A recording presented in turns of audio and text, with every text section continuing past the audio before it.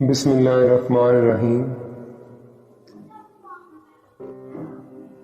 چونٹی اگر کسی راستے سے گزر رہی ہو اور آپ اس کے سامنے اپنی انگلی رکھ دیں تو وہ آپ کی انگلی اٹھانے کا انتظار نہیں کرے گی، بلکہ اپنا راستہ بدل کر اپنی منزل مقصود کی طرف چل پڑے گی۔ اس لیے کسی ایک راستے کو بند پا کر تھک ہار کر نہیں بیٹھنا چاہیے، بلکہ راستے اور بھی ہیں اور روزی دینے والی ذات اللہ ہے۔ بسا اوقات وہ تمہیں کسی چیز سے محروم کرتا ہے تاکہ اس سے بہتر چیز تمہیں عطا کرے۔ میری دعا ہے کہ اللہ تعالیٰ آپ کو اتنا عطا فرمائے جتنی اس کی شان ہے، اتنی خطائیں معاف فرمائے جتنا وہ رحمان ہے، اور آزمائشوں سے اتنا محفوظ رکھے جتنا وہ مہربان ہے۔